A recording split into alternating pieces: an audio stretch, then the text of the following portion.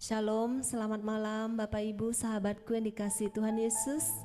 Terima kasih untuk kehadirannya malam hari ini di Komsel Besar Komunitas Pemurnian Hati yang ke-154. Mari kita mau masuk hadirat Tuhan, kita mau datang dengan membawa hati kita. Kita mau hening sejenak, kita siapkan hati kita untuk memuji dan menyembah Dia.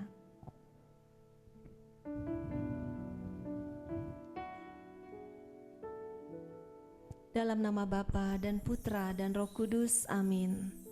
Bapa di surga, terima kasih Bapa untuk malam ini. Terima kasih karena Engkau menjadi Bapa kami. Terima kasih untuk kasih yang tak terbatas, yang tak pernah berhenti.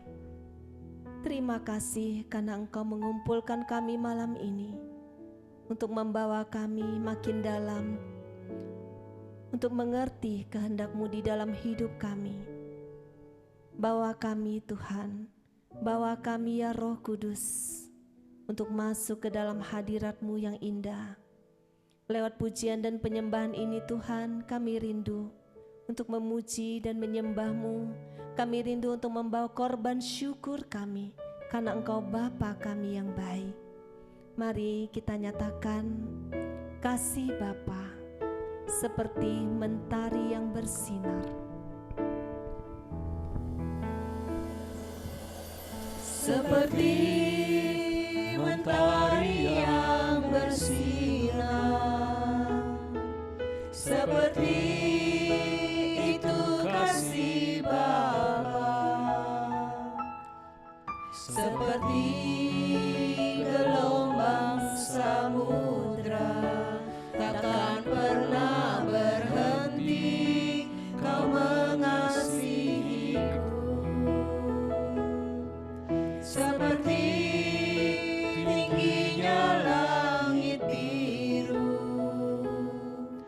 demikian tinggi kasih Bapa.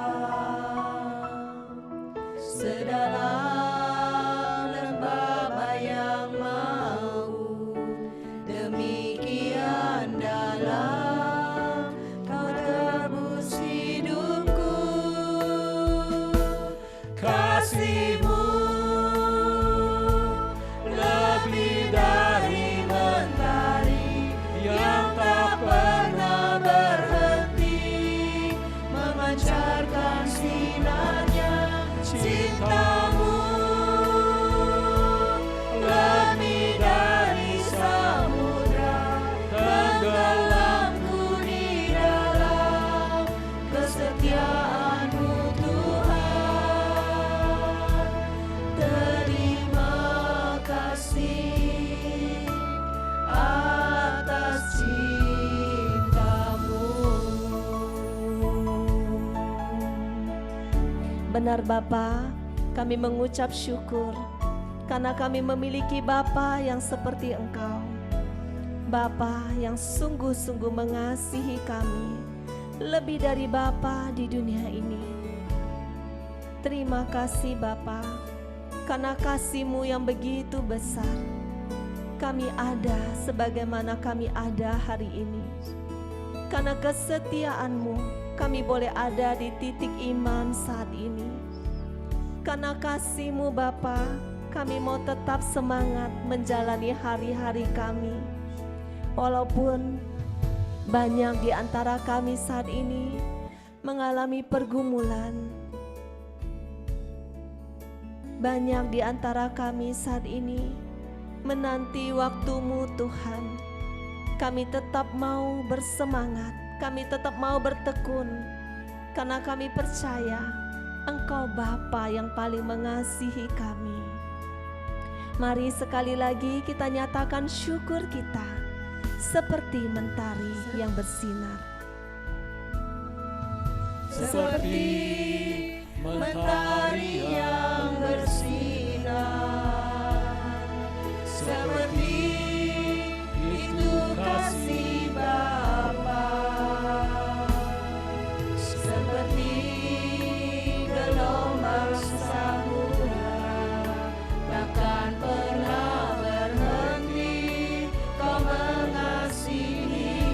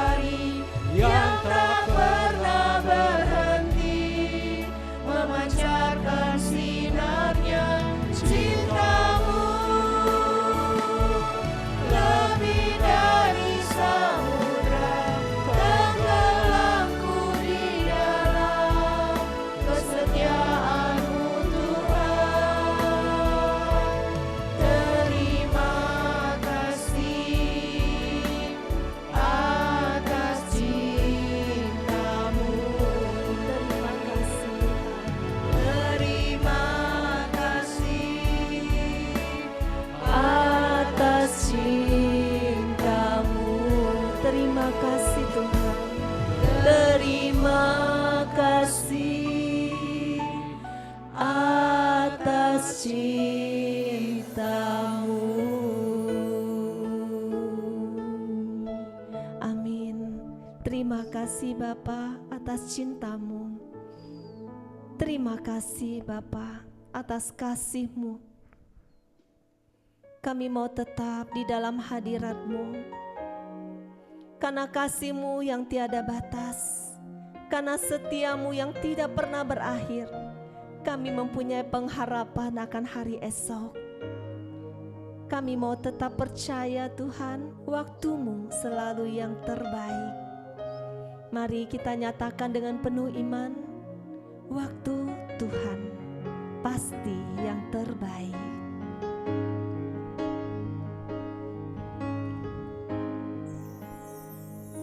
Bila Kau izinkan sesuatu terjadi, ku percaya semua untuk kebaikanku.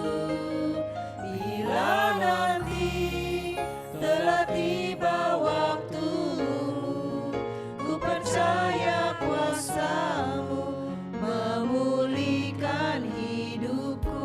Bila Kau izinkan, Bila Kau izinkan sesuatu terjadi,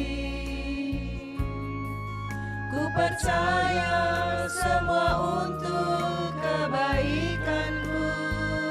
Bila nanti telah tiba waktumu, ku percaya kuasa-Mu memulihkan hidupku.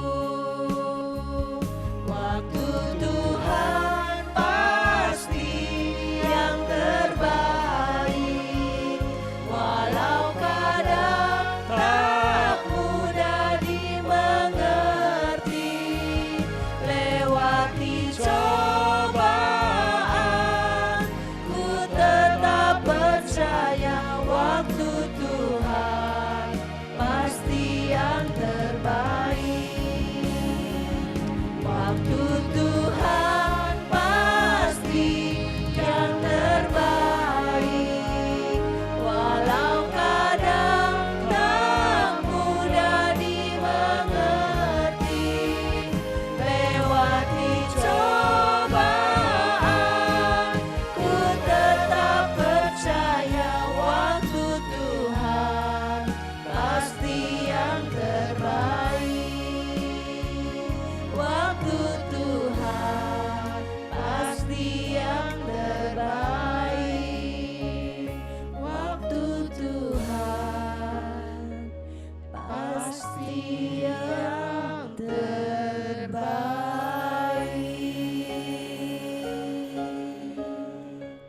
amin. Kami mau tetap percaya. Ketika doa kami saat ini belum Engkau jawab Tuhan, kami mau tetap percaya waktu-Mu selalu yang terbaik. Karena kami percaya pertolongan-Mu tidak pernah terlambat. Engkau Allah yang menjadi Bapa kami. Engkau bukan hanya Tuhan pencipta langit dan bumi ini, tetapi Engkau Bapa yang mengasihi kami. Kami percaya pertolongan-Mu Tuhan selalu tepat pada waktunya. Mari kita nyatakan dengan penuh iman.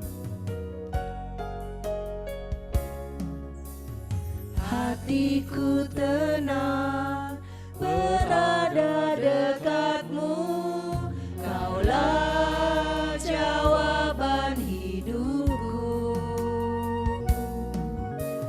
Hatiku tenang berada dekat-Mu, Kau yang pelihara hidupku. Pertolongan-Mu begitu ajaib, Kau telah memikat hatiku. Di saat aku tak sanggup lagi,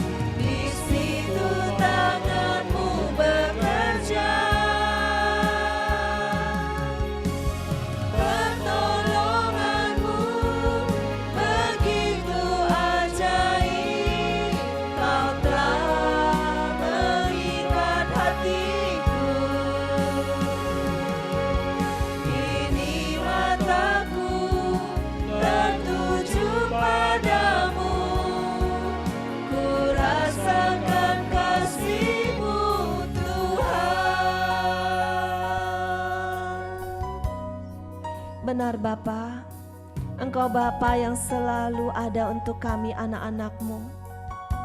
Pertolongan-Mu selalu ajaib di dalam kehidupan kami. Mungkin saat ini kami belum melihat mujizat untuk apa yang kami doakan saat ini. Tetapi kami mau tetap bersyukur. Kami mau tetap memuji dan menyembah-Mu. Karena sudah pernah kami mengalami pertolongan-pertolongan ajaib di masa lalu kami. Kami sudah melihat begitu banyak perbuatan-perbuatan ajaib yang sudah Kau lakukan dalam hidup kami. Pertolongan-Mu yang begitu ajaib. Engkau Bapa yang memikat hati kami. Setiap saat ketika kami mengangkat tangan kami, ketika kami berteriak, "Aku tak sanggup lagi Tuhan." Engkau mengulurkan tangan-Mu. Engkau Bapa yang mengulurkan tangan untuk menolong setiap kami. Kami mau mengucap syukur. Kami mau mengucap syukur. Kami memiliki Engkau. Mari kita nyatakan sekali lagi iman kita. Hatiku tenang Tuhan. Hatiku tenang berada dekat-Mu, Kaulah jawaban hidupku. Hatiku tenang berada dekat-Mu, Kau yang pelihara hidupku. Pertolongan-Mu begitu ajaib, Kau telah memikat hatiku.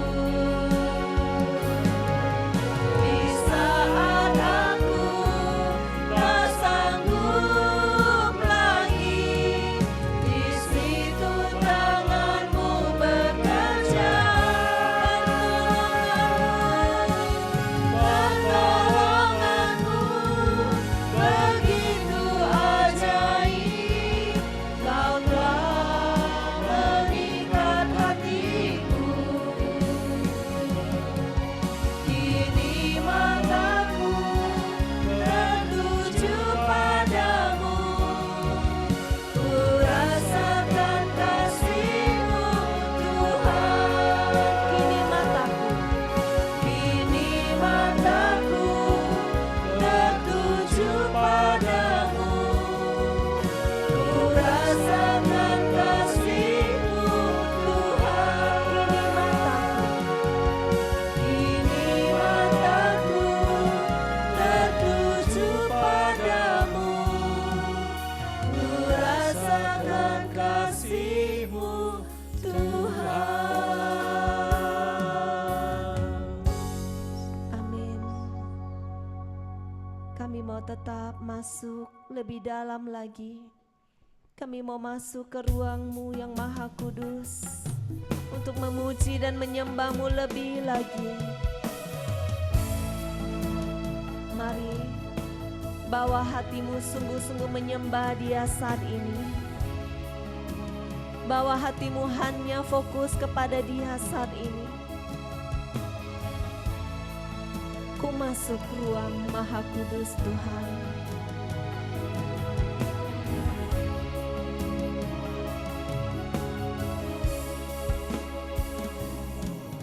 Ku masuk ruang maha kudus dengan darah anak domba. Ku masuk dengan hati tulus, menyembah Yang Maha Kuasa. Ku masuk ruang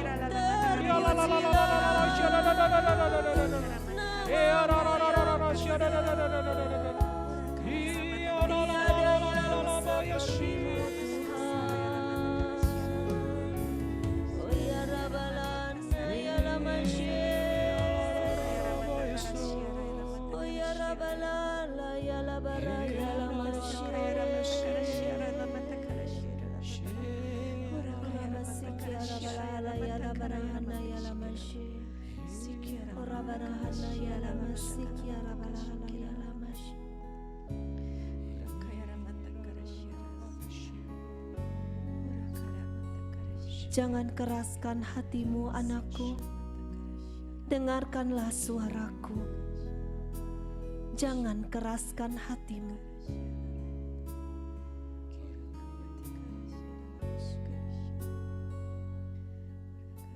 Terima kasih Allah Roh Kudus.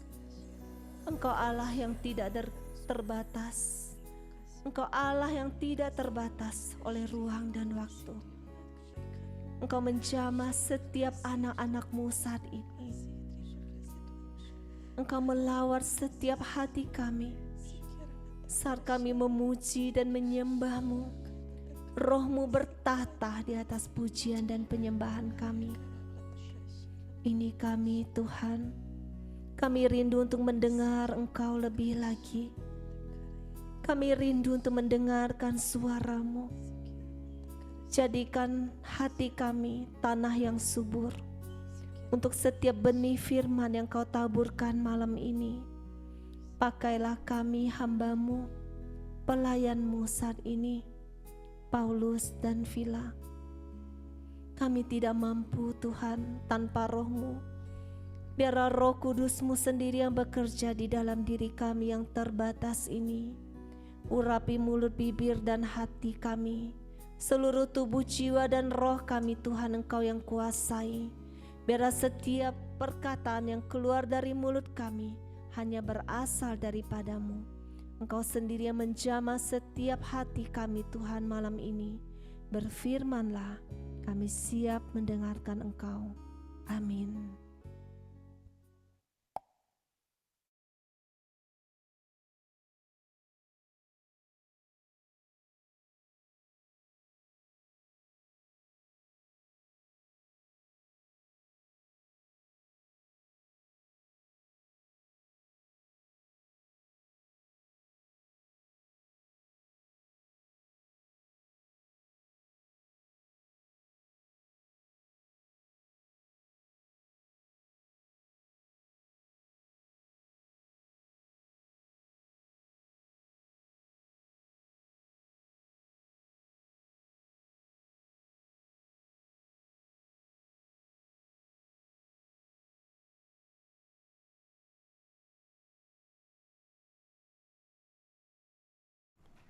Tes 1 2, tes 1 2. Suara saya jelas? Jelas?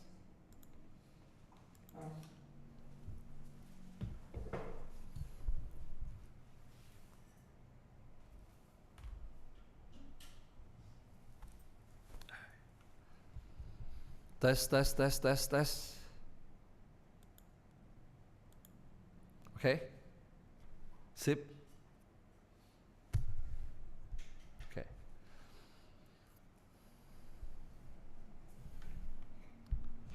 Tes 1 2 3. Sekarang jelas ya?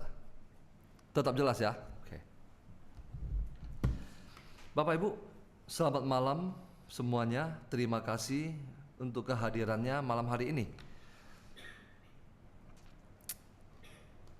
Saya mengajak kita untuk membuka dari Injil Yohanes bab 11. Tema kita pada malam hari ini adalah waktu Tuhan. Waktu Tuhan. Apa artinya waktu Tuhan?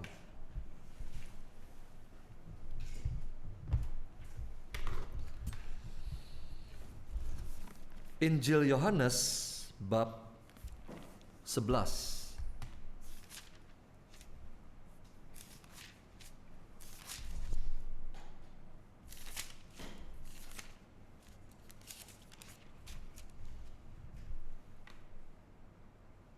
Sudah ketemu? Oke, mari kita tundukkan kepala. Terima kasih Bapa, Putra, dan Roh Kudus. Terima kasih. Malam hari ini, kami semua direndam di dalam lautan kasih-Mu. Kami semua boleh mengalami hadirat-Mu. Kami Engkau perkenankan mencicipi hadirat-Mu, Tuhan. di dalam hadirat-Mu saat ini. Kami mau mendengarkan suara-Mu. Singkapkan misteri kerajaan surga, nyatakanlah kepada kami yang lapar dan haus akan Engkau. Sembunyikan hamba-Mu ini di belakang salib-Mu. Berfirmanlah Tuhan, kami siap mendengarkan. Amin. Seandainya kalau suara saya kurang jelas, Laura bisa kasih tahu ya. Oke, karena mic-nya ada di sini, bukan di sini lagi. Bapak Ibu, tema kita malam hari ini berjudul Waktu Tuhan. Apa artinya waktu Tuhan? Di dalam Alkitab dikatakan di hadapan Tuhan 1000 tahun seperti satu hari. Satu hari sama seperti 1000 tahun. Manusia memiliki waktu. Dunia, alam semesta ini memiliki waktu. Waktu kita disebut sebagai kronos. Makanya kita mengenal kata kronologis, kronos.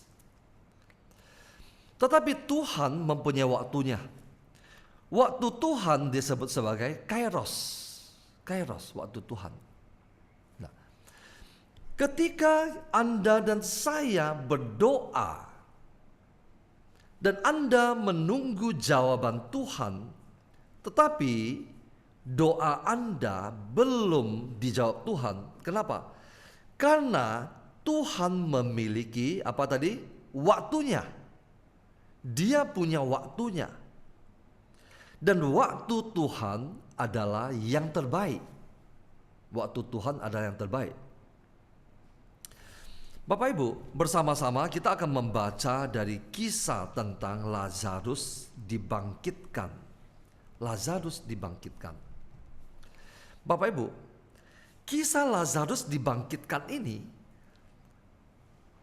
ada kaitannya dengan kisah tentang orang kaya dan Lazarus yang miskin, betul? Di situ dikatakan bahwa di dalam kisah orang kaya dan Lazarus yang miskin itu, si orang kaya itu menyuruh Lazarus untuk kembali ke rumahnya. Dan Tuhan katakan, dan Abraham katakan, kalau mereka tidak percaya, seorang pun yang bangkit dari antara orang mati, dia juga tidak percaya. Dan sekarang di dalam Injil Yohanes ini ada satu kisah. Kisah orang yang dibangkitkan dan namanya juga Lazarus. Dan sesudah kisah Lazarus ini dibangkitkan, ahli Taurat dan orang Farisi tetap tidak percaya. Artinya apa? Kalau orang tidak membuka hatinya untuk percaya, bahkan ada orang yang benar-benar mati bangkit, dia juga tidak percaya. Oke. Kisah Lazarus dibangkitkan ini kita sama-sama tahu dan sudah sangat terkenal kisah ini. Yesus membangkitkan Lazarus untuk membuktikan bahwa dia adalah kebangkitan dan hidup. Untuk menyatakan kepada manusia bahwa Yesus Sang Mesias adalah sungguh-sungguh kebangkitan dan hidup. Dia dapat membangkitkan siapa saja. Dan siapa saja yang percaya kepadanya akan bangkit pada hari kebangkitan. Nah, lewat satu manusia ini yang bernama Lazarus, Yesus memberikan bukti. Oke. Mari kita membaca bersama-sama. Saya harus mengajak Bapak Ibu untuk membaca bersama-sama supaya tahu tentang alurnya ini. Ada seorang yang sedang sakit namanya Lazarus dari Betania, kampung Maria dan saudaranya Marta. Maria ialah perempuan yang pernah meminyaki kaki Tuhan dengan minyak wangi dan menyekanya dengan rambutnya. Lazarus yang sakit ini adalah saudaranya. Kedua perempuan itu pun mengirim kabar kepada Yesus. Tuhan, dia yang engkau kasihi sakit. Ketika Yesus mendengar kabar itu, ia berkata, penyakit itu tidak akan membawa kematian, tetapi akan menyatakan kemuliaan Allah, supaya melalui penyakit itu anak Allah dimuliakan. Yesus mengasihi Marta dan saudaranya serta Lazarus. Namun setelah didengarnya bahwa Lazarus sakit, ia tinggal 2 hari lagi di tempat ia berada. Sesudah itu ia berkata kepada murid-muridnya, mari kita kembali lagi ke Yudea. Murid-murid itu berkata kepadanya, Rabi, baru-baru ini orang-orang Yahudi mencoba melempari engkau. Masih maukah engkau kembali ke sana? Jawab Yesus, bukankah siang hari lamanya 12 jam? Siapa yang berjalan pada siang hari, ia tidak jatuh tersandung, karena ia melihat terang dunia ini. Namun jikalau seseorang berjalan pada malam hari, ia jatuh tersandung karena tidak ada terang di dalam dirinya. Demikianlah perkataannya, dan sesudah itu Yesus berkata kepada mereka, Lazarus sahabat kita telah tertidur, tetapi aku pergi untuk membangunkan dia. Lalu kata murid-murid itu kepadanya, Tuhan, jikalau ia tertidur, ia akan sembuh. Sebenarnya Yesus berbicara tentang kematian Lazarus, sedangkan sangka mereka Yesus berkata tentang tertidur dalam arti biasa. Karena itu Yesus berkata dengan terus terang, Lazarus sudah mati. Namun aku bersuka cita aku tidak hadir pada waktu itu, sebab itu demi kebaikanmu, supaya kamu dapat percaya. Marilah kita pergi sekarang kepadanya, kata Thomas yang disebut Didimus. Berkata kepada teman-temannya, yaitu murid-murid yang lain, marilah kita pergi juga untuk mati bersama dengan dia. Ketika Yesus tiba, didapatinya Lazarus telah 4 hari berbaring di dalam kubur. Betania terletak dekat Yerusalem, kira-kira 3 kilometer jauhnya. Di situ banyak orang Yahudi telah datang kepada Marta dan Maria untuk menghibur mereka berhubung dengan kematian saudaranya. Ketika Marta mendengar bahwa Yesus datang, ia pergi mendapatkannya. Namun Maria tinggal di rumah. Lalu kata Marta kepada Yesus, Tuhan, sekiranya engkau ada di sini, saudaraku pasti tidak mati. Namun sekarang pun aku tahu bahwa Allah akan memberikan kepadamu segala sesuatu yang engkau minta kepadanya. Kata Yesus kepada Marta, saudaramu akan bangkit. Kata Marta kepadanya, aku tahu bahwa ia akan bangkit pada waktu orang-orang bangkit pada akhir zaman. Jawab Yesus kepadanya, akulah kebangkitan dan hidup. Siapa yang percaya kepadaku, ia akan hidup walaupun ia sudah mati. Dan setiap orang yang hidup dan yang percaya kepadaku tidak akan mati selama-lamanya. Percayakah engkau akan hal ini? Jawab Marta, ya Tuhan, aku percaya bahwa engkaulah Mesias, anak Allah yang datang ke dalam dunia. Kita berhenti di ayat ke-27. Bapak Ibu. Ayat 1 saya ulang. Ada seorang yang sedang sakit, namanya Lazarus dari Betania, kampung Maria dan saudaranya Marta. Mereka 3 bersaudara, Marta, Maria, dan Lazarus. Maria ialah perempuan yang pernah meminyaki kaki Tuhan dengan minyak wangi, dan menyekanya dengan rambutnya. Lazarus yang sakit itu adalah saudaranya. Kedua perempuan itu pun mengirim kabar kepada Yesus. Tuhan, dia yang engkau kasihi sakit. Bapak Ibu, apakah orang yang dikasihi Tuhan dapat mengalami sakit? Jawabannya dapat. Dapat.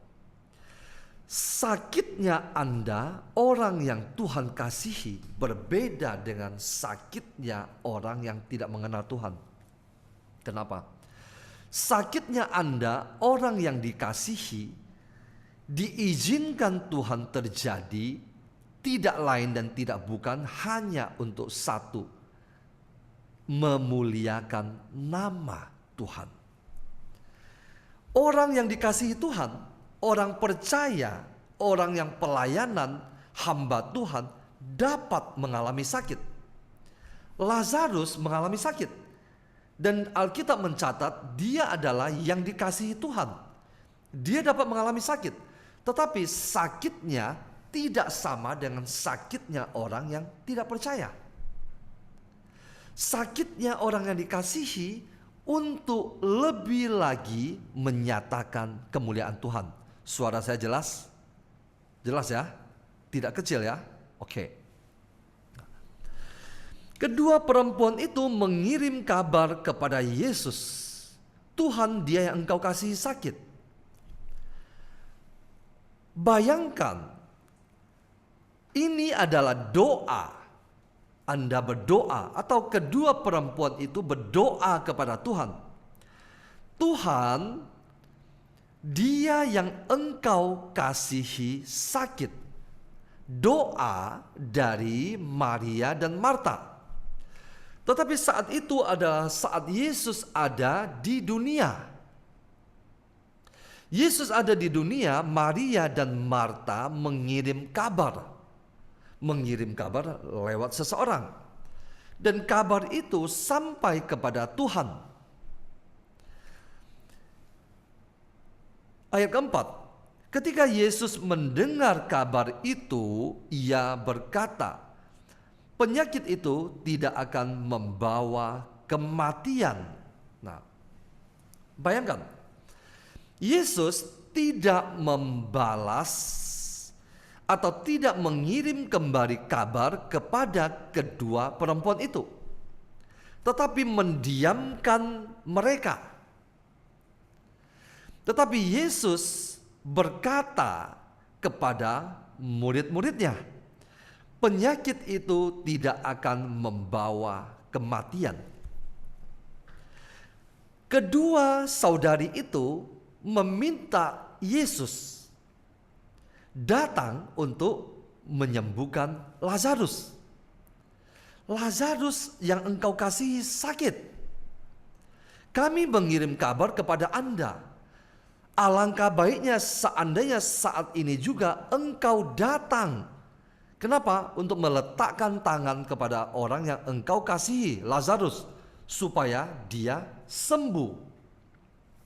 Yesus diam, tidak menanggapi, tidak segera datang. Tetapi Yesus berkata kepada para muridnya, penyakit itu tidak akan membawa kematian, tetapi akan menyatakan kemuliaan Allah.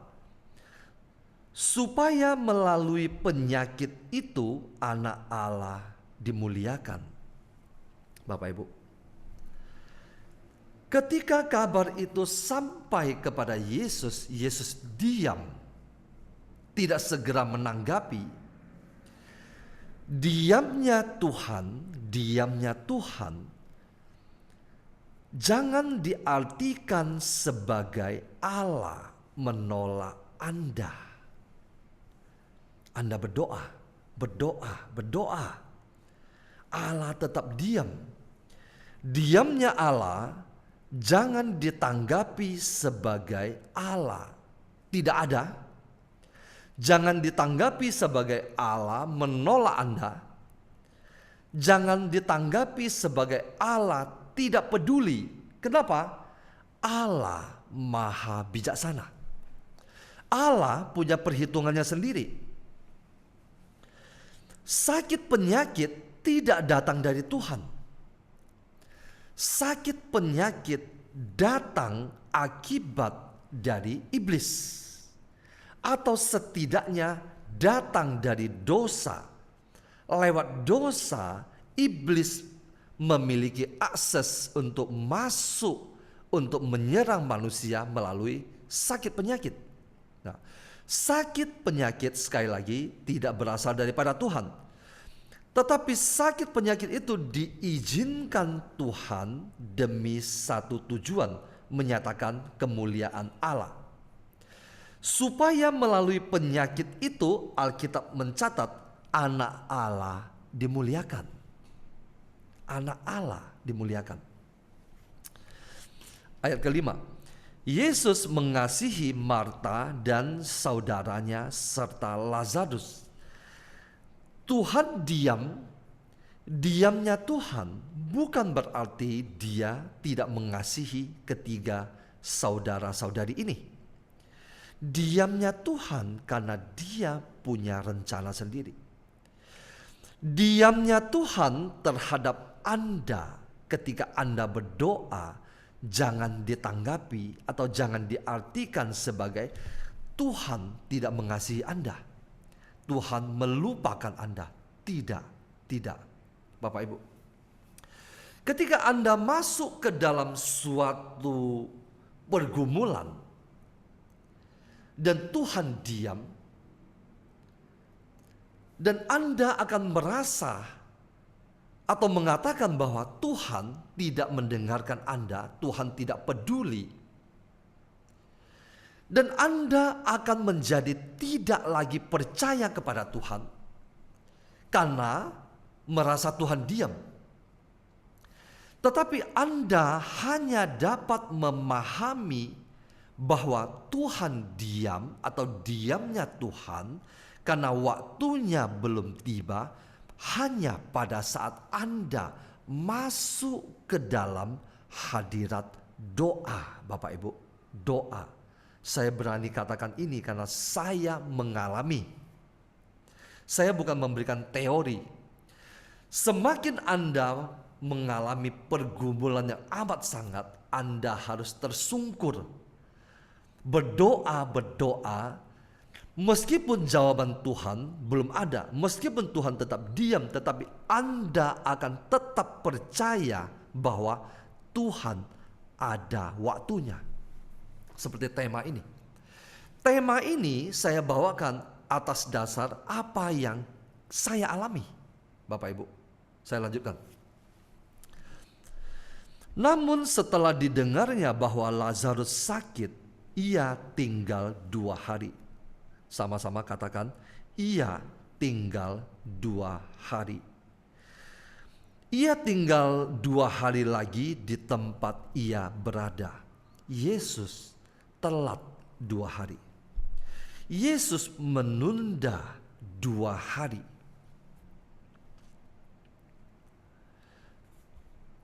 Sesudah itu ia berkata kepada murid-muridnya, marilah kita kembali lagi ke Yudea. Artinya dia mengajak murid-muridnya untuk pergi ke tempat Lazarus.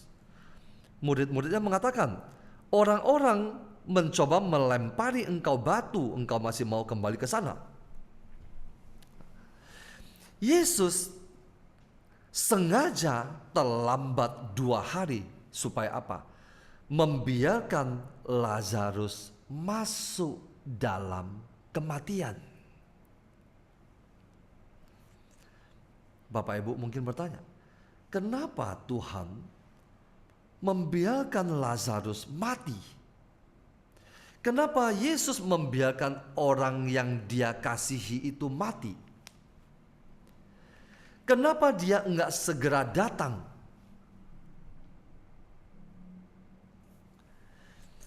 Yesus mau mengajari para murid dan juga orang-orang banyak siapa dirinya. Karena Yesus mau mengajari atau memperlihatkan kepada orang banyak bahwa Dia adalah kebangkitan dan hidup, maka Dia perlu membiarkan Lazarus masuk dalam kematian. Tanpa masuk dalam kematian, Yesus tidak dapat membangkitkan Lazarus. Tanpa masuk dalam kematian, Yesus datang ke Betania hanya untuk menyembuhkan Lazarus.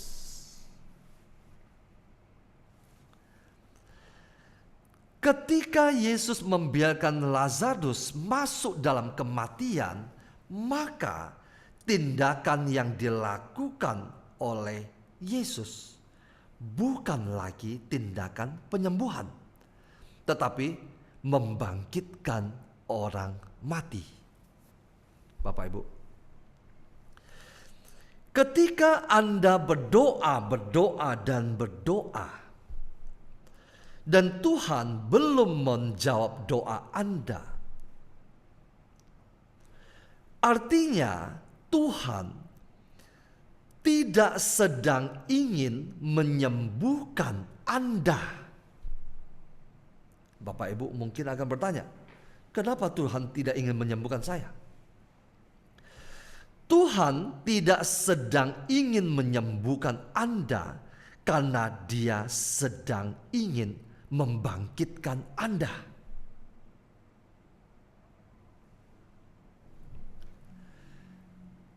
Tuhan ingin melakukan sesuatu yang lebih besar daripada apa yang Anda pikirkan. Kalau Anda sakit, Anda berdoa, Anda memohon Tuhan datang untuk menyembuhkan Anda. Sekarang juga, saat ini juga, Tuhan sengaja terlambat 2 hari. Sama-sama katakan, Tuhan sengaja terlambat 2 hari.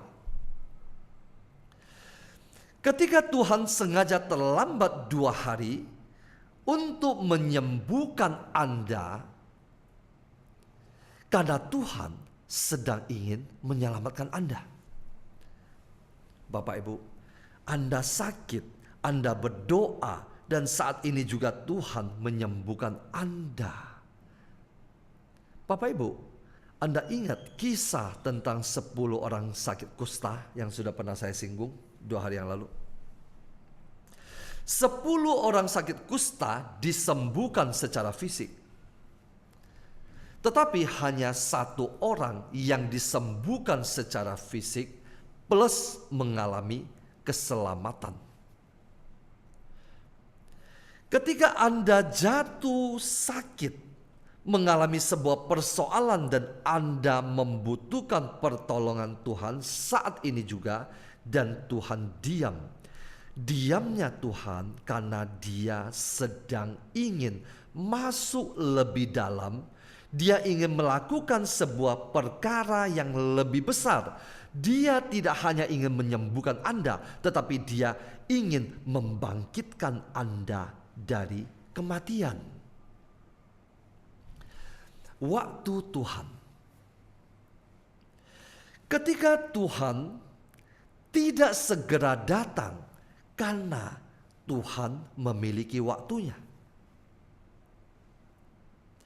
Waktu Tuhan tidak pernah terlambat. Dia juga tidak akan lebih cepat. Kenapa? Karena Dia tidak ingin tergesa-gesa. Tetapi waktu Tuhan selalu tepat.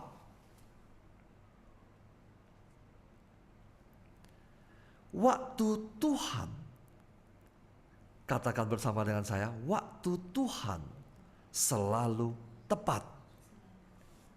Waktu Tuhan selalu tepat. Ketika Anda berjuang dalam sebuah pergumulan, pergumulan itu akan membawa Anda masuk lebih dalam dan lebih dalam sampai Anda merasa bahwa pergumulan ini hampir membawa saya masuk dalam keputusasaan. Bapak Ibu, siapa di antara kita yang saat ini mengalami pergumulan yang hampir membawa Anda masuk ke dalam keputusasaan? Ketika Anda hampir masuk ke dalam keputusasaan, Anda mengirim berdoa kepada Tuhan, dan Tuhan telat 2 hari. Dia membiarkan Lazarus masuk dalam kematian. Dan Lazarus masuk dalam kematian sudah mati 4 hari. Apa artinya 4 hari? Hari keempat adalah hari di mana mayat membusuk. Zaman dulu tidak ada formalin. Nah, ketika Anda masuk dalam sebuah pergumulan, Bapak Ibu, Anda tidak tahu, saya menghadapi. Saya yang berbicara bukan tidak menghadapi pergumulan. Saya menghadapi pergumulan. Tetapi saya percaya lewat pergumulan ini yang Tuhan izinkan saya hadapi, pergumulan yang amat sangat besar, justru Tuhan izinkan terjadi untuk apa? Untuk membawa saya masuk ke dalam sebuah pelajaran baru. Supaya apa? Apa yang saya sampaikan kepada Anda bukan sebuah teori. Teori berkata Yesus membangkitkan Lazarus. Teori berkata Yesus menyembuhkan orang kusta. Teori mengatakan bahwa Yesus berjalan di atas air. Anda tidak mengalami. Ketika Anda tidak mengalami apa yang tercatat dalam firman Tuhan itu, Anda masih belum masuk ke dalam firman itu dan menghidupi firman itu.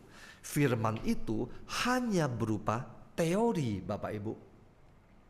Nah, saya lanjutkan. Ketika Anda masuk ke dalam sebuah pergumulan, dan pergumulan itu membawa Anda hampir mencapai kepada satu keputusasaan, mempertanyakan Tuhan, meragukan Tuhan, apakah Tuhan sungguh mengasihi saya? Apakah Tuhan sungguh mencintai saya? Apakah Dia peduli? Apakah Dia tidak peduli kalau saya hampir binasa? Anda hanya dapat menemukan jawabannya ketika Anda masuk ke dalam hadirat doa. Bapak Ibu, Anda yang saat ini mengalami pergumulan, semakin Anda berat dalam pergumulan, semakin Anda harus meratap di dalam doa. Meratap di dalam doa. Kenapa? Ketika hanya Anda masuk di dalam hadirat doa, Anda akan menemukan jawabannya. Jawabannya masih belum soal pergumulan Anda. Contoh, Anda jatuh sakit, atau Anda mengalami persoalan keluarga, hampir mengalami keputusasaan.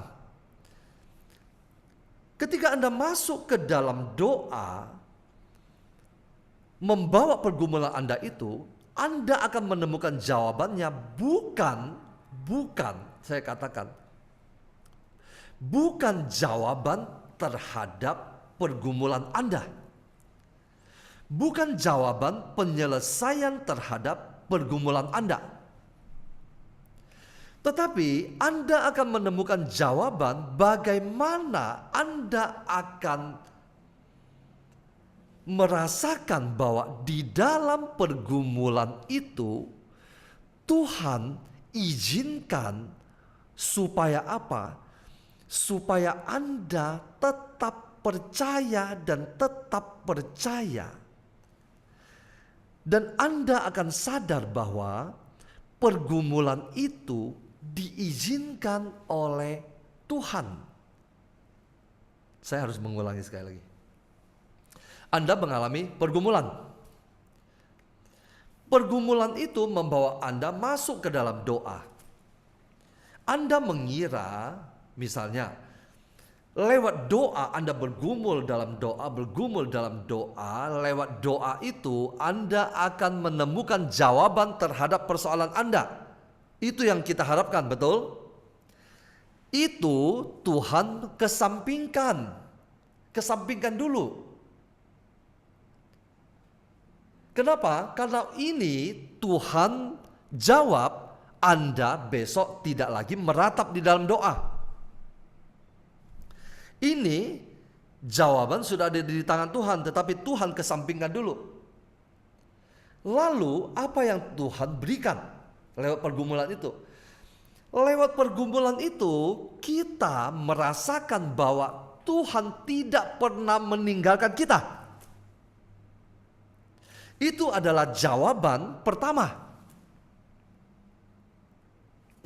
Yang menangkap coba angkat tangan.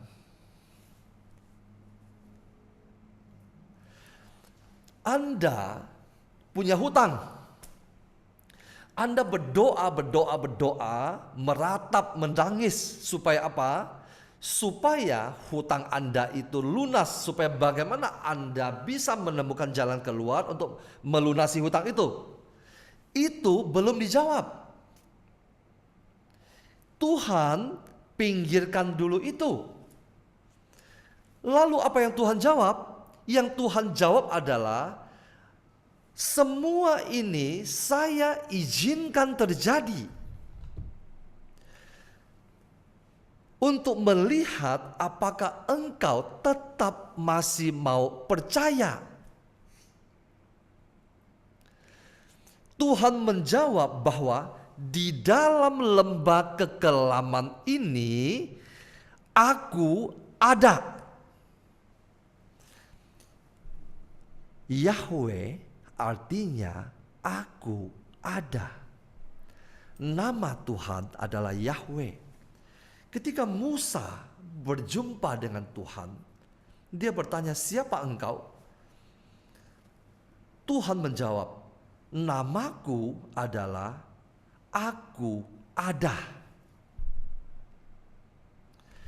Di saat Anda menderita, dia ada.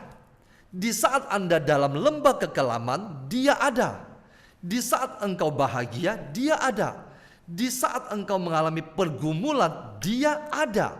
Di saat Anda dalam sakratul maut, dia ada. Karena namanya adalah aku ada. Yahweh. Nah, ketika Anda masuk ke dalam pergumulan, Tuhan menyatakan dirinya, di dalam pergumulan ini aku ada. Itu adalah jawaban Tuhan. Apakah jawabannya adalah untuk persoalan yang Anda hadapi? Belum, betul?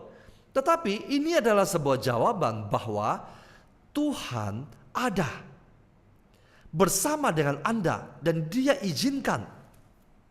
Untuk apa? Membawa Anda masuk lebih dalam. Bapak Ibu, kalau Anda tidak masuk dalam pergumulan, masuk dalam hadirat doa, maksud saya ketika Anda menghadapi pergumulan, maka saya pastikan Anda akan meninggalkan Tuhan. Seberapa kuatnya iman Anda saat ini, Anda seorang pelayan jabatan kamu apapun juga, pergumulan itu datang, dan Anda melihat pergumulan itu dengan kacamata manusia dan memperhitungkannya dengan waktu kronos, waktu manusia, bukan menantikan waktu kairos, waktunya Tuhan, saya percaya Anda akan meninggalkan Tuhan. Anda akan meninggalkan Tuhan. Kenapa? Pergumulan itu akan memperlihatkan kepada Anda Lazarus sudah mati. Sudah 4 hari, dia sudah busuk. Tetapi Tuhan izinkan Lazarus masuk dalam kematian 4 hari. Dan dia menyatakan kemuliaannya bahwa dia adalah kebangkitan dan hidup. Nah, ketika Anda masuk dalam sebuah pergumulan, dan Anda menantikan jawaban Tuhan, percayalah jawaban Tuhan hanya akan terjawab menurut waktu Tuhan. Kenapa? Karena Tuhan maha bijaksana. Kalau dia menjawab Anda dengan waktu Anda, maka minggu depan Anda tidak lagi ada di sini. Tinggal 128 partisipan. Kenapa? Mungkin yang 20-an itu bergumul dan tidak terjawab. Mungkin. Nah, ketika pergumulan itu datang dan Anda melihat dengan kacamata manusia, tidak masuk ke dalam hadirat doa untuk habis-habisan di situ, bergumul, meratap, menangis, air mata Anda hanya Anda sendiri yang tahu. Dan orang hanya bertanya, apakah kamu kurang tidur karena matamu merah? Ya. Tetapi hanya Anda yang tahu. Anda masuk ke dalam hadirat doa itu, di situ Anda akan menemukan jawabannya. Kalau tidak, percayalah Anda akan meninggalkan Tuhan. Kenapa? Semakin Anda masuk dalam sebuah pergumulan, iblis akan semakin menghantarkan lebih banyak dan lebih banyak. Kenapa? Karena sedikit lagi Anda meninggalkan Tuhan dan Anda kembali kepada Dia. Ternyata RPH, KPH, apapun komsel yang saya ikutin ini tidak ada artinya. Saya sudah 1 tahun, 2 tahun, 3 tahun dan tidak ada artinya. Kelihatannya Tuhan itu hanya ada di dalam Alkitab. Bapak Ibu, kalau Anda tidak habis-habisan di dalam hadirat doa, Anda tidak akan menemukan jawabannya bahwa di dalam lembah kekelaman ini aku ada, karena namaku adalah aku ada. Bapak Ibu, Tuhan punya waktu. Dia sengaja telat 2 hari karena dia tidak sedang ingin menyembuhkan Lazarus, tetapi dia ingin membangkitkan Lazarus. Lewat kebangkitan Lazarus, dia menyatakan bahwa dia adalah kebangkitan dan hidup. Setiap di antara kita yang mati suatu hari nanti, kita akan dibangkitkan sama seperti Lazarus dibangkitkan. Terima kasih, Tuhan Yesus memberkati.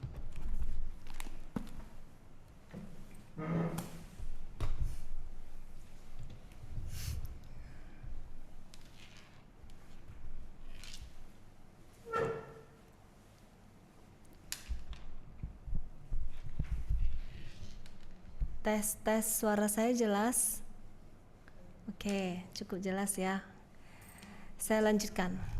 Mengapa kita harus menunggu waktunya Tuhan? Menunggu adalah suatu proses yang sulit dan kadang menyiksa batin. Apalagi yang ditunggu belum tentu datang. Ketika ada kepastian saja berat, apalagi tidak ada kepastian. Dan ini juga menjadi kelemahan saya dari dulu. Menunggu. Saya tidak sabar menunggu.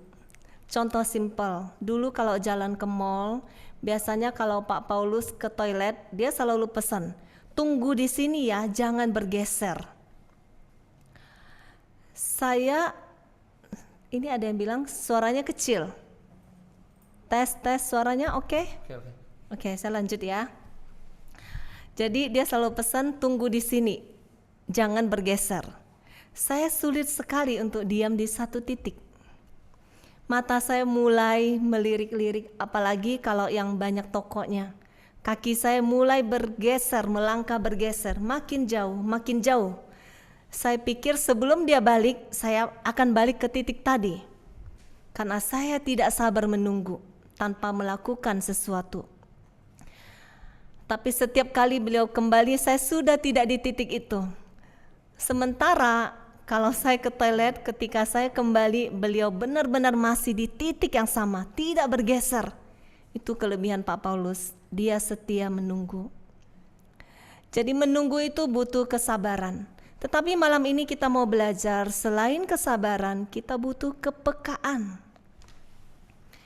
Tuhan sedang mengajari saya apa lewat masa-masa penantian ini. Bersyukurnya kita punya Allah yang setia kepada janji-janjinya. Dia Allah yang bisa dipercaya. Ketika kita di dalam penantian, di dalam keraguan akan penantian kita punya pengharapan karena Dia Allah yang bisa dipercaya. Jadi malam ini ada 3 poin yang ingin saya sharingkan mengapa kita harus menunggu waktunya Tuhan. Atau mengapa Tuhan belum menjawab doamu. 1, poin pertama, karena Tuhan menunggumu. Di balik kita menunggu waktunya Tuhan, ternyata Tuhan sedang menunggu kita. Untuk mengerti apa yang Dia ingin sampaikan. Ini butuh masuk makin dalam dengan Dia. Keintiman yang makin dalam dengan Dia. Untuk bisa peka mendengar Tuhan sedang mau berperkara apa dengan saya. Tuhan sedang mau ajarin apa. Firman apa yang Tuhan mau saya taat. Ini butuh waktu. Butuh kita masuk ke dalam keheningan. Butuh menarik diri dari kesibukan kita. Kita masuk ke dalam keheningan, meratap, tersungkur, dan sungguh-sungguh untuk mencari Dia. Seperti yang Pak Paulus sharingkan tadi, kita baru bisa mendengarkan Dia.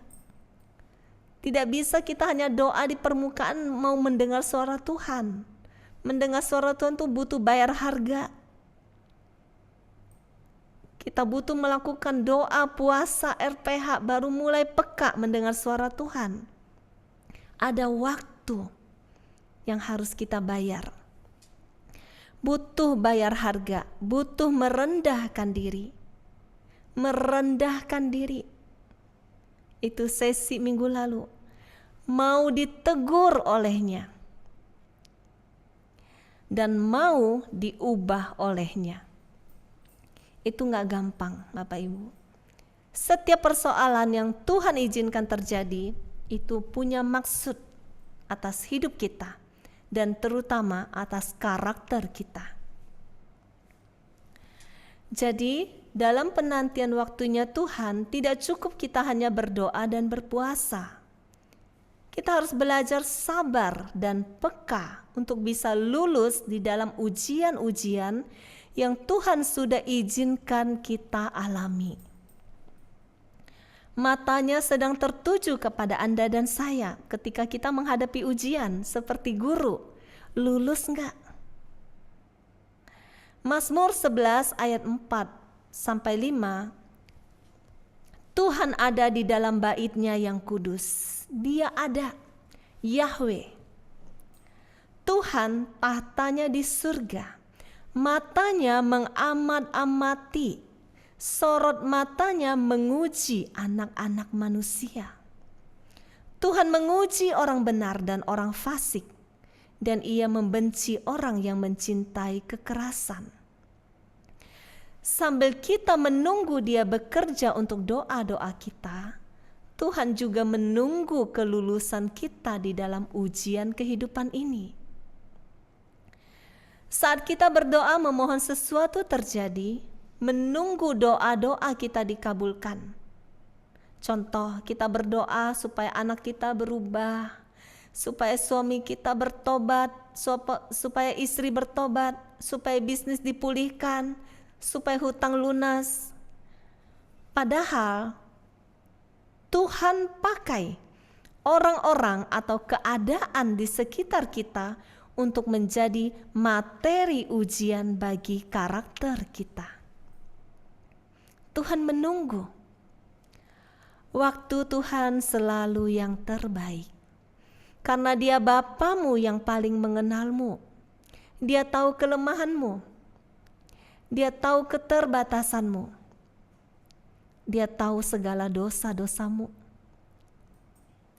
Dia Bapa yang paling mengasihimu melebihi papamu di dunia ini. Dia sabar menanti Anda dan saya. Lewat persoalan Dia memberi kita waktu dan kesempatan untuk datang dan mencari Dia. Tetapi tidak hanya berhenti di sana. Dia memberikan waktu untuk Anda dan saya berakar di dalam Dia. Jadi, berakar butuh waktu. Yang tadi yang pertama, Tuhan menunggumu. Yang kedua, karena Tuhan ingin Anda berakar. Berakar itu butuh waktu. Untuk berakar butuh waktu. Pertumbuhan iman juga butuh waktu. Saya sering mengatakan bagi Tuhan menyelesaikan persoalan Anda dan saya itu perkara kecil. Mau persoalan sebesar gunung, sebesar apapun, bagi Tuhan itu kecil karena Dia Allah. Dunia yang besar ini tuh ciptaannya, tidak ada persoalan yang mustahil baginya. Tetapi untuk membuat Anda dan saya tetap di dalam Dia, setelah persoalan Anda dan saya selesai, itu butuh waktu untuk berakar di dalam Dia. Berapa banyak dari kita yang sudah hilang, kabur ketika doa sudah dijawab Tuhan? Ketika persoalan selesai, tidak lagi perjuangan 5 senjata, bolong-bolong, tidak lagi hadir komsel. Ini paling banyak yang sudah didoain pelepasan. Yang paling ngeri itu ini. Ketika roh jahat sudah diusir, sudah tidak lagi melakukan 5 senjata. Itu belum berakar. Makanya mengapa setelah diusir rohnya tetap perlu dibentengi dengan 5 senjata. Supaya apa? Supaya berakar. Proses yang belum selesai di dalam kehidupan kita. Badai kehidupan ini akan terjadi terus-menerus sampai akhir kehidupan kita. Tujuannya apa? Supaya kita berakar makin dalam. Cobaan demi cobaan terjadi karena Tuhan sedang membangun fondasimu, akarmu. Supaya kalau doamu sudah dijawabnya, Anda masih tetap di dalam Dia.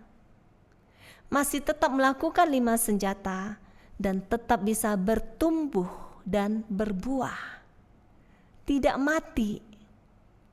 Sesuatu yang tidak berakar kuat, itu pasti akan mati. Artinya banyak doa-doa atau janji-janji Tuhan pending karena iman kita belum dewasa, atau akar kita belum kuat untuk menerimanya. Ketika akarmu kuat dan doamu dijawab, Anda tidak akan roboh. Anda tidak akan jatuh ke dalam kesombongan. Oh iya, karena aku hidup benar, karena aku melakukan 5 senjata, aku hidup kudus, karena aku taat. Orang yang berakar kuat di dalam Dia, tinggal di dalam Dia. Ada karakter Kristus di dalam Dia. Apa karakter Kristus? Kita sudah belajar minggu lalu. Belajarlah daripadaku, kata Tuhan Yesus. Karena aku lemah lembut dan rendah hati. Ada karakter Kristus di dalam setiap kita yang berakar di dalam Dia. Seseorang yang berakar di dalam Kristus pasti semakin serupa dengan Kristus. Kenapa butuh berakar? Hanya pohon yang berakar yang bisa berbuah lebat. Kalau kita tidak berakar, kita tidak mungkin bisa berbuah lebat. Tumbuhan yang tidak berakar kuat, sedikit goncangan, sedikit badai hujan, dia akan mati. Tetapi pohon yang kuat, mau diserang badai seperti apapun, dia akan berdiri teguh. Dia akan tetap berbuah. Galatia 5 ayat 22 sampai 23 tentang buah roh. Kasih, sukacita, damai sejahtera, kesabaran, kemurahan, kebaikan, kesetiaan, kelemah lembutan, penguasaan diri. Itu adalah karakter Kristus. Ketika kita semakin berakar, buah ini akan semakin kelihatan. Tuhan memberi kita waktu untuk Anda dan saya berakar supaya menghasilkan buah roh.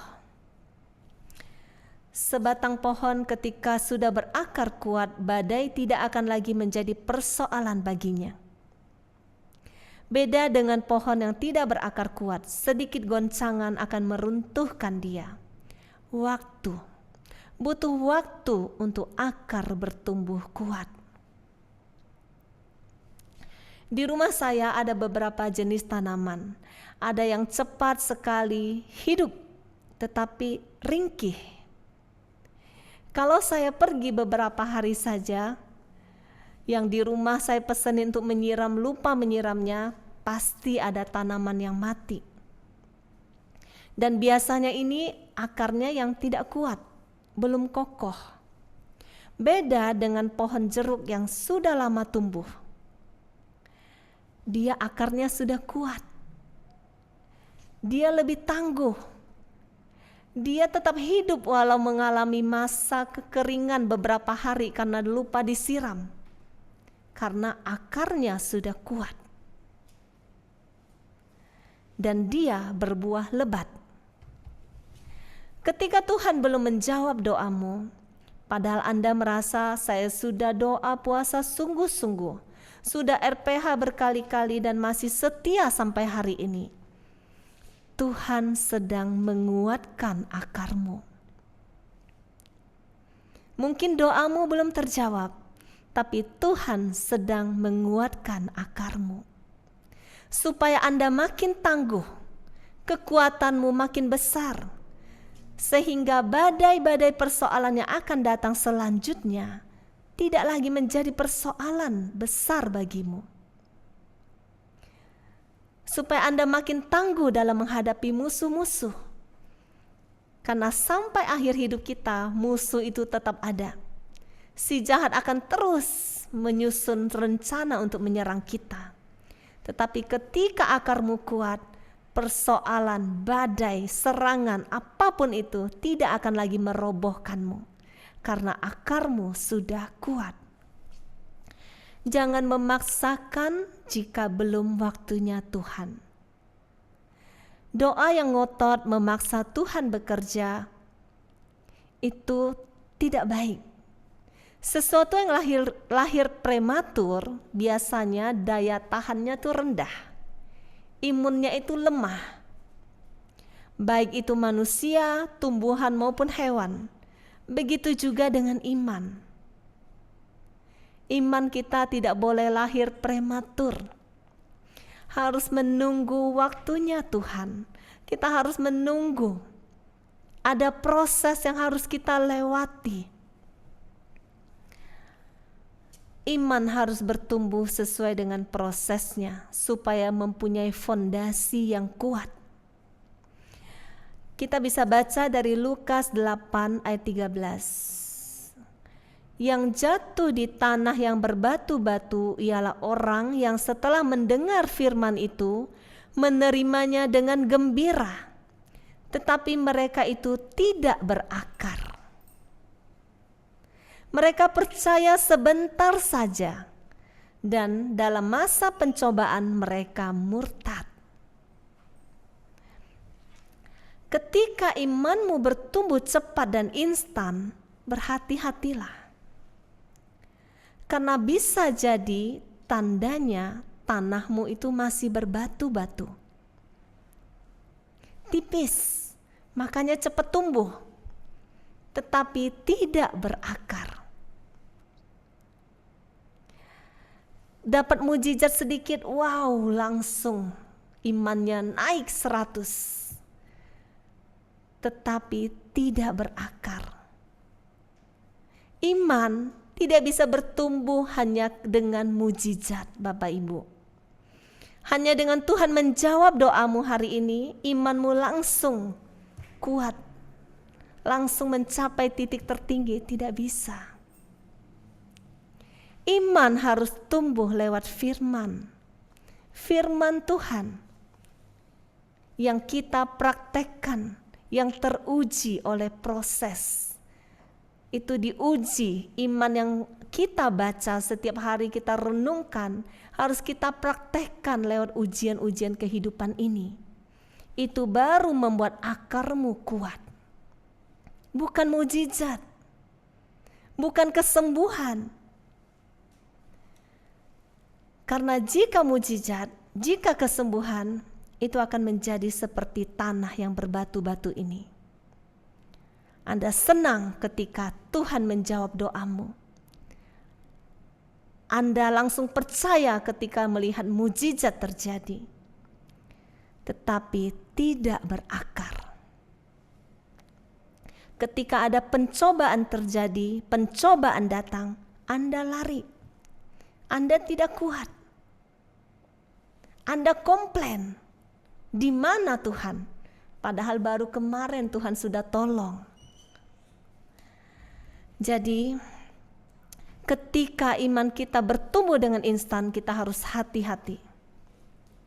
Bisa jadi tandanya tanah kita masih berbatu-batu. Jika demikian, butuh waktu untuk menyingkirkan batu-batu dan membuat tanahmu subur, sehingga akarmu bisa tumbuh kuat. Butuh waktu.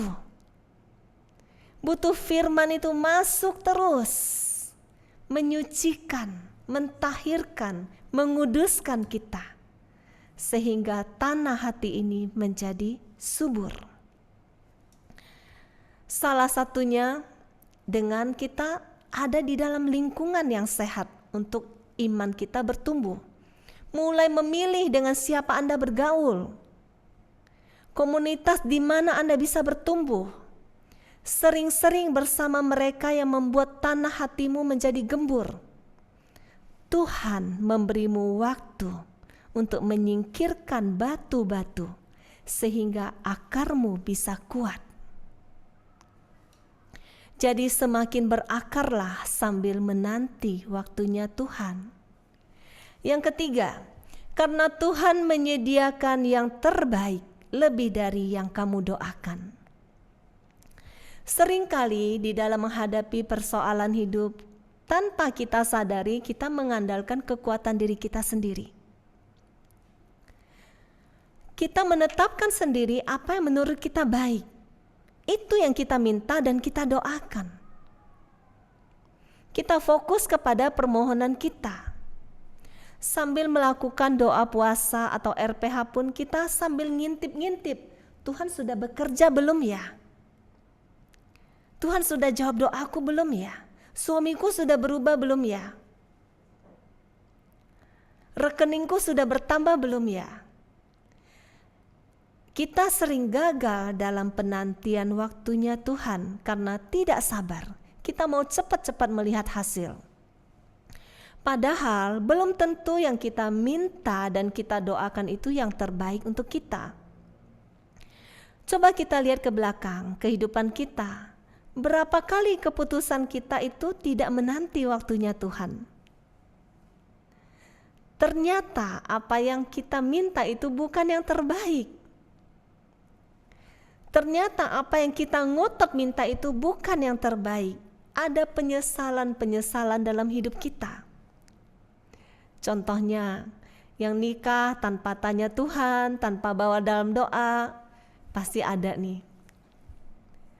Mulai merasa, aduh kok dapatnya yang seperti ini. Tetapi Tuhan tidak pernah terlambat. Kita salah saat ini, Tuhan tetap bisa mengubahnya menjadi yang terbaik. Kalau sudah salah bukan berarti boleh menikah lagi, bukan. Jadi Tuhan selalu ingin memberikan kita yang terbaik menurut waktunya. Kalau kita melihat kisah-kisah di Alkitab, salah satunya di Kejadian 16, tentang bagaimana Sarah tidak sabar menanti waktunya Tuhan untuk memberinya seorang anak. Sarah mengandalkan kekuatannya sendiri, mengandalkan pikirannya sendiri, karena dia berpikir dia sudah tua, tidak mungkin Tuhan bisa memberinya anak. Padahal Tuhan sudah berjanji, aku akan memberimu keturunan. Sarah akhirnya menyuruh suaminya menghampiri Hagar. Lalu lahirlah anak. Dan akhirnya menjadi persoalan bagi Sarah, anak ini dan istrinya yang tadinya budaknya. Dan persoalan itu menjadi persoalan besar bagi keluarganya. Jadi ketika kita tidak menanti waktunya Tuhan, kita mau melakukan kehendak kita sendiri tanpa menunggu waktunya Tuhan, itu akan menjadi penyesalan bagi kita. Mazmur 27 ayat 13-14. Sesungguhnya aku percaya akan melihat kebaikan Tuhan di negeri orang-orang yang hidup. Nantikanlah Tuhan, kuatkanlah dan teguhkanlah hatimu, nantikanlah Tuhan. Walaupun penantian itu berat, masa penantian itu berat, Bapak Ibu. Di situ juga musuh paling menyerang kita. Karena di situ kita paling tidak jelas apa yang akan kita hadapi, jawaban apa yang akan kita dapat.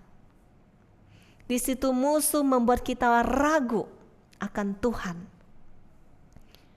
Jadi semakin berat masa penantian itu, semakin kita harus mendekat, melekat dengan Tuhan, berakar makin kuat. Kita tidak akan pernah salah memilih jika kita memilih untuk menunggu waktunya Tuhan. Karena Dia Bapa yang paling tahu yang terbaik untuk kita, anak-anaknya. Waktu Tuhan pasti yang terbaik. Mari kita nyanyikan sekali lagi dengan penuh iman di dalam lagu Waktu Tuhan. Kita mau imani setiap apa yang Tuhan izinkan terjadi di dalam kehidupan kita saat ini, persoalan-persoalan yang belum selesai, Tuhan punya waktunya. Dia sedang menunggumu. Dia ingin Anda berakar di dalam Dia. Dia ingin memberikan yang terbaik, lebih dari yang Anda doakan.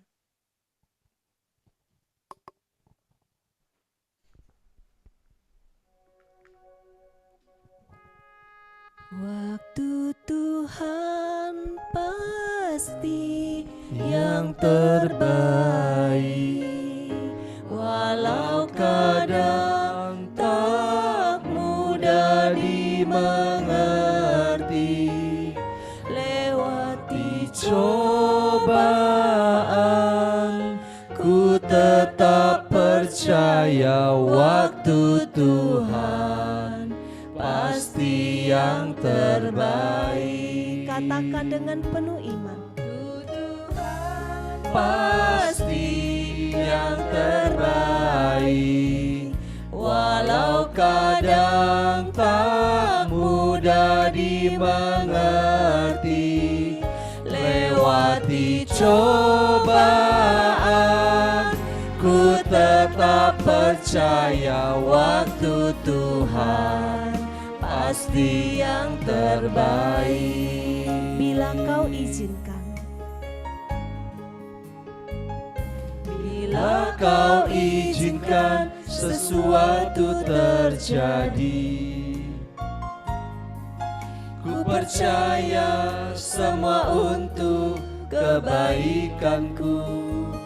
Bila nanti telah tiba waktumu, ku percaya kuasa-Mu memulihkan hidupku. Waktu Tuhan pasti yang terbaik. Amin. Walau kadang kadang tak mudah dimengerti, lewati cobaan, ku tetap percaya waktu Tuhan pasti yang terbaik.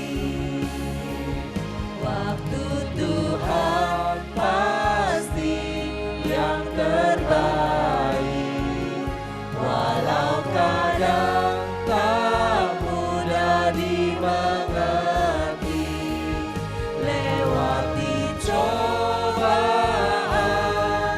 ku tetap percaya waktu Tuhan pasti yang terbaik. Bapak Ibu, angkat tanganmu.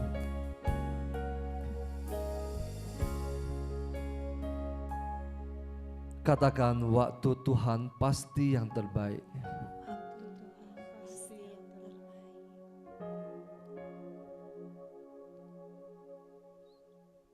Ini kami Tuhan, anak-anak-Mu. Ketika Engkau izinkan sebuah persoalan datang menerpa hidup kami, dan kami berteriak meminta tolong, dan Engkau tetap diam, bukan karena Engkau tidak mengasihi kami, bukan karena Engkau tidak sayang lagi kepada kami,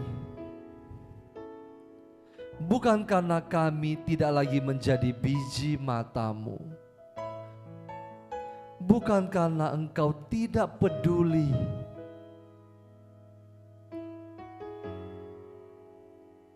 tetapi diamnya Engkau Tuhan, karena Engkau sedang menyusun waktu-Mu.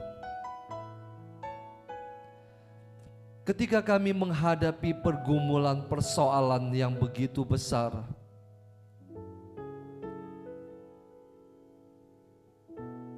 ketika kami tidak lari untuk berdoa, dan berdoa, maka iblis akan datang menghampiri kami, dan dia akan berkata bahwa Tuhan tidak mempedulikan kamu, Tuhan tidak lagi mengasihi engkau.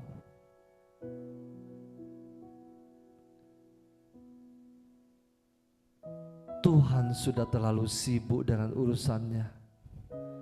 Tuhan terlambat. Dia membiarkan engkau masuk dalam kematian. Percayalah Bapak Ibu, ketika engkau menghadapi persoalan, masuk ke dalam hadirat doa, tersungkur di hadapannya, bergumul di situ. Meskipun Tuhan belum menjawab doa Anda, tetapi Dia akan menyatakan kepada Anda bahwa Dia tidak pernah meninggalkan engkau sedetik pun. Percayalah, percaya kepada Dia.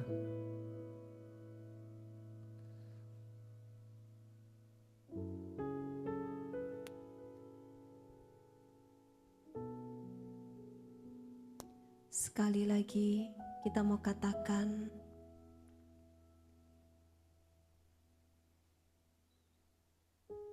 waktu-Mu Tuhan selalu yang terbaik. Ketika Engkau mengizinkan sesuatu terjadi,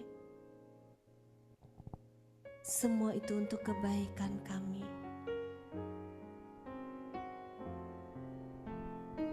Mari kita nyanyikan dengan penuh iman.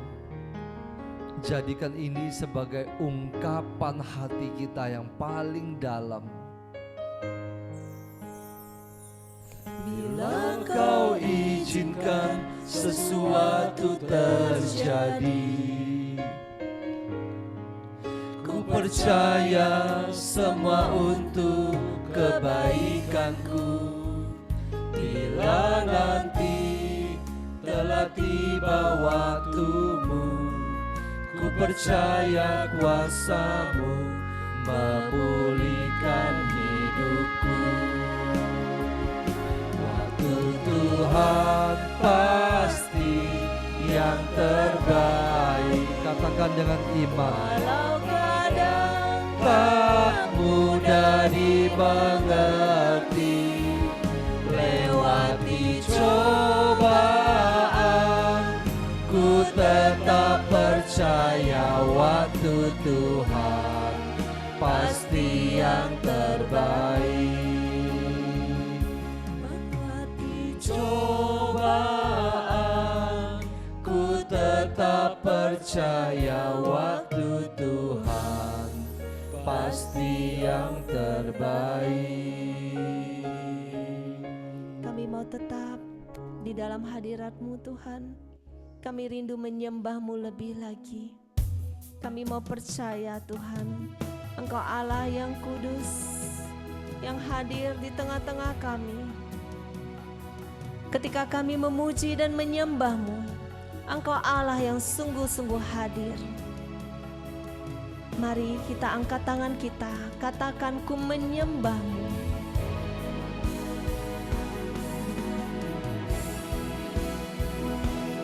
Ku menyembah-Mu, sembah Dia. Ku sembah-Mu,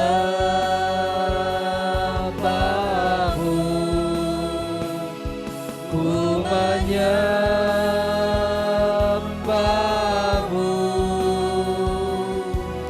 ku sembah-Mu,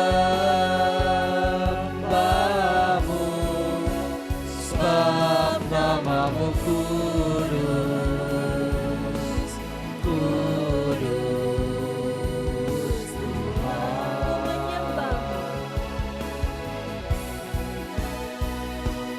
Ku menyembah-Mu, ku sembah-Mu,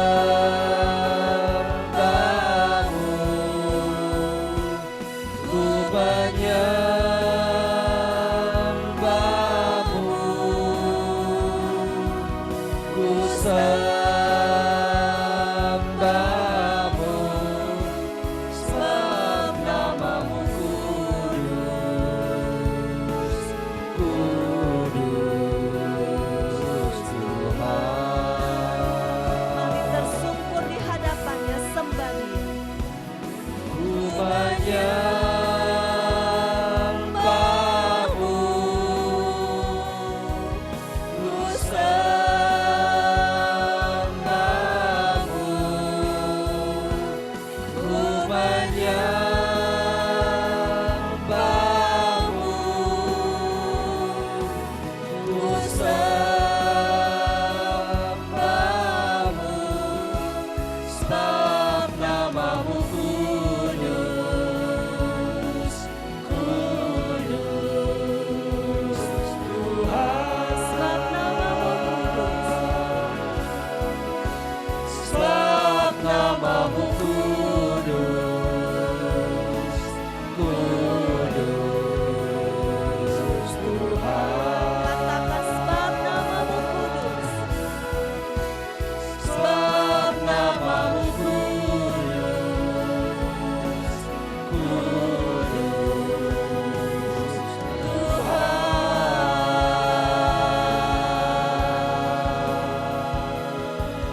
Sembahlah Dia, tinggikanlah Dia, Allah yang kudus, Allah yang mulia. Oh ya la ba la la, ya la ba la, ya la ba she. Angkat suaramu, Oh ya sembah la Dia. ba la na, ya la ba she. Oh ya la ba la na, ya la ba she. Oh ya la ba la la, ya la ba la na, ya la ba la la, ya la ba she. Sembahlah Dia, tinggikanlah Dia. Oh ya la ba la la, ya la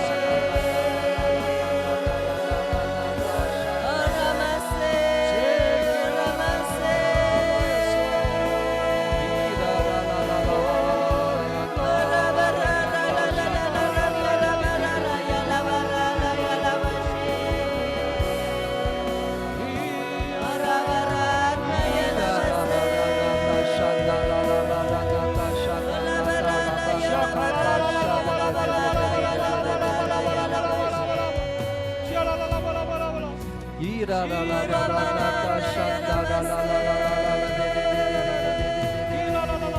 de de de de. Terpujilah Engkaulah yang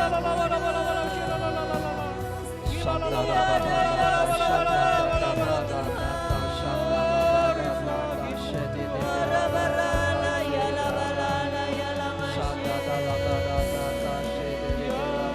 la la shanda Terima kasih. Terima kasih Tuhan. Terima kasih Tuhan. Terima kasih Tuhan.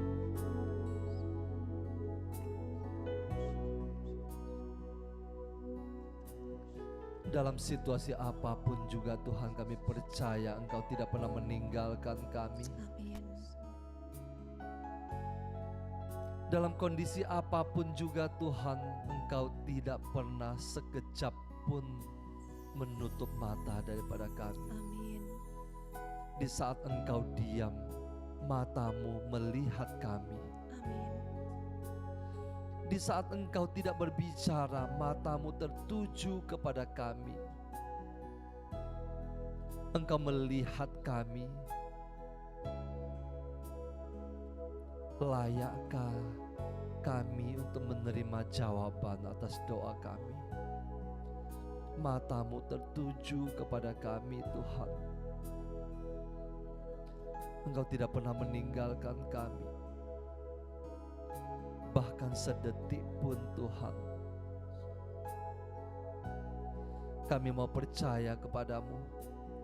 Kami mau percayakan waktu-Mu yang paling tepat. Kami mau mempercayakan seluruh hidup kami. Apapun yang kami hadapi saat ini, yang masih belum ada jalan keluarnya, kami tetap percaya kepadamu Tuhan. Kami tetap percaya karena Engkau akan melakukan perkara besar melalui hidup kami. Engkau akan melakukan perkara besar untuk kemuliaan nama-Mu melalui pergumulan kami. Kami tetap percaya dan kami berserah. Kami serahkan seluruh hidup kami. Apapun yang terjadi, yang Engkau izinkan Tuhan, kami percaya semua itu demi kebaikan kami. Kami mau serahkan seluruh keluarga kami, orang tua kami, saudara-saudari kami, pasangan kami, anak-anak kami. Secara khusus Tuhan, mereka yang masih jauh daripada-Mu, mereka yang masih menolak Engkau Tuhan, saat ini Tuhan, rahmat-Mu yang besar menjamah mereka. Rahmat-Mu yang begitu besar turun atas mereka yang masih menolak Engkau Tuhan. Buka hati mereka Tuhan. Roh Kudus jamah mereka, jamah mereka, jamah anak-anak kami, jamah pasangan kami, jamah orang tua kami. Roh Kudus jamah hati mereka, lembutkan hati mereka, lembutkan hati mereka, buka mata mereka, buka pikiran mereka untuk menerima Engkau sebagai satu-satunya Tuhan dan Juru Selamat. Terima kasih Tuhan, terima kasih Tuhan.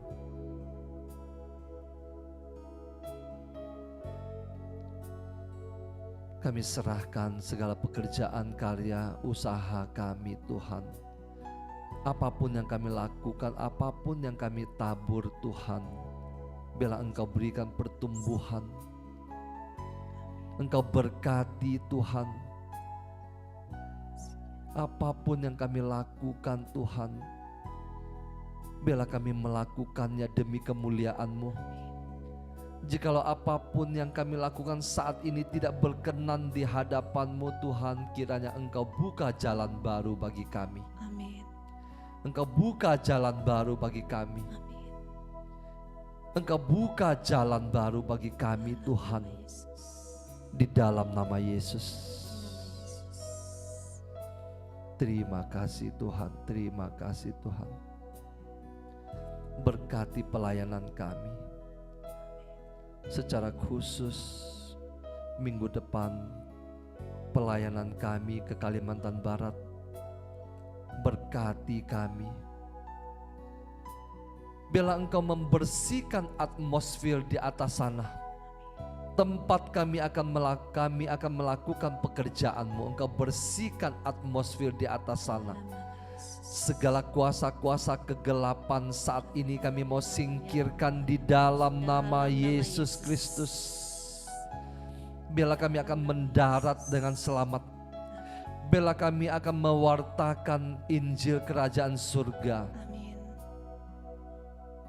Biarlah Engkau pakai kami Tuhan. Engkau pakai kami setiap pelayan-pelayan-Mu ini dengan kekuatan yang berasal daripada-Mu. Terima kasih Tuhan, Engkau berkati pelayanan kami. Engkau juga berkati setiap pelayan-pelayan di dalam komunitas ini. Engkau berkati mereka Tuhan. Amin. Engkau berkati mereka dengan berkat yang berlimpah-limpah. Engkau berkati keluarga mereka, keuangan mereka. Engkau cukupkan, tidak ada satu pun yang berkekurangan Tuhan. Dalam nama Yesus. Di dalam nama Yesus. Dalam nama Yesus. Engkau berkati juga mereka yang telah mensupport pelayanan kami, komunitas ini, lewat dana, lewat pikiran, tenaga, doa. Engkau berkati mereka. Engkau berkati hidup mereka Tuhan. Engkau gantikan berlipat-lipat ganda. Dalam nama Yesus. Di dalam nama Yesus. Dalam nama Yesus. Terima kasih Tuhan, terima kasih Tuhan. Biarlah firman-Mu pada malam hari ini masuk ke dalam hati anak-anak-Mu.